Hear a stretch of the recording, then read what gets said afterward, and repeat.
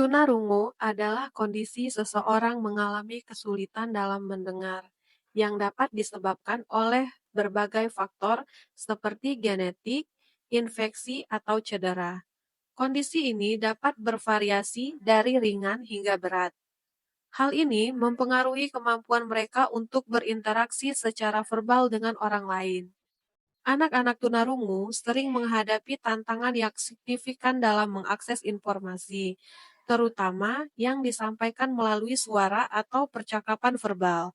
Untuk mengatasi tantangan ini, mereka lebih mengandalkan penglihatan dan bahasa isyarat sebagai sarana utama untuk berkomunikasi dan memahami dunia di sekitar mereka. Dengan latar belakang ini, kami mempersembahkan kanvas, kreativitas akses visual untuk pembelajaran anak tunarungu. Saya Fitria Lestari, guru di SLB Serasan Seandanan. Dalam pembelajaran ini, kami berupaya menciptakan pengalaman belajar yang inklusif dan menarik, sehingga setiap anak tunarungu dapat mengakses pendidikan dengan lebih mudah dan efektif. Kami memahami bahwa pendidikan yang berkualitas tidak hanya menjangkau aspek akademis, tetapi juga memperhatikan kebutuhan emosional dan sosial siswa.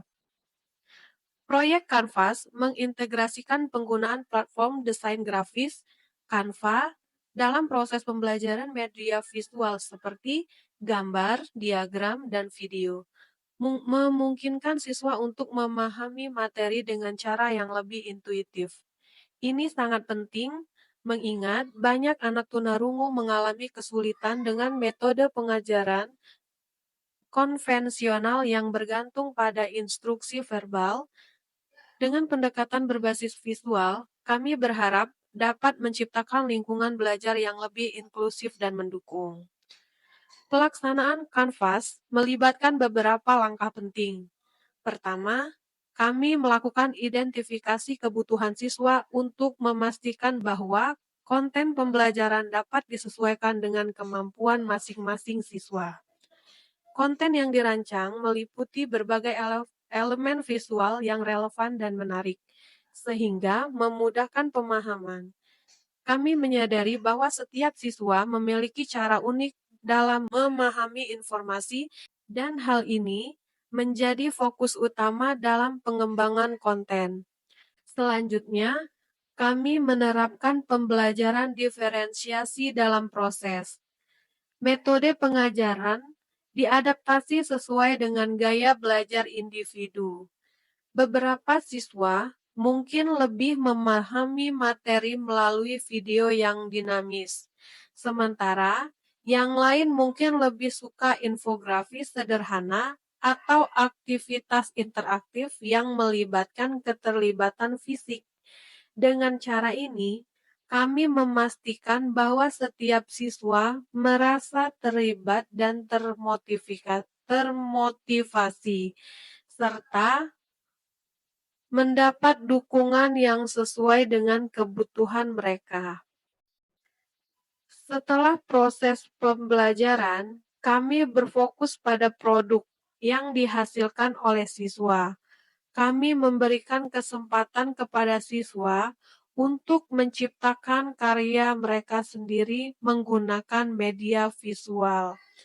Melalui proyek kelompok dan individu, siswa dapat mengekspresikan kreativitas mereka dan menghasilkan produk pembelajaran yang unik. Misalnya, mereka dapat merancang poster, video pendek, atau presentasi interaktif yang menampilkan pemahaman mereka tentang materi. Ini tapi undangannya mana ya? Ini ya Bu. Ini ya presentasi interaktif.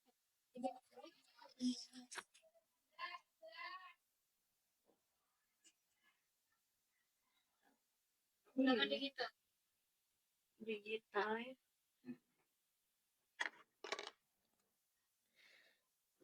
Setelah proses pembelajaran, kami berfokus pada produk yang dihasilkan oleh siswa.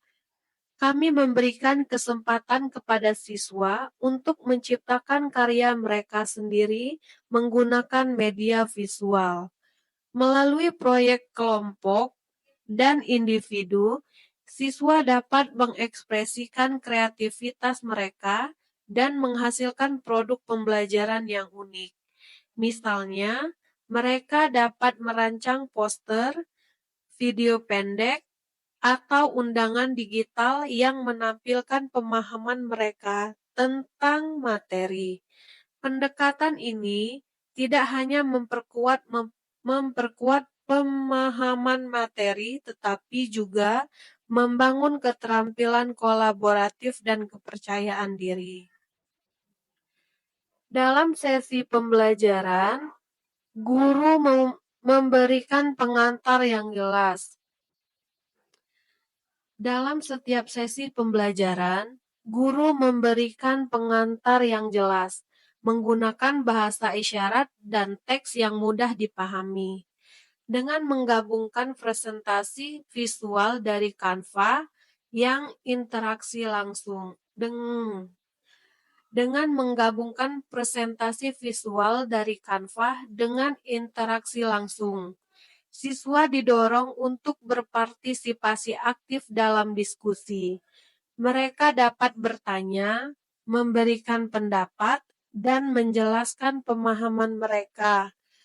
Pendekatan ini tidak hanya memperkuat pemahaman, tetapi juga membangun rasa percaya diri siswa dalam berkomunikasi, yang merupakan aspek penting dalam perkembangan sosial dan emosi mereka.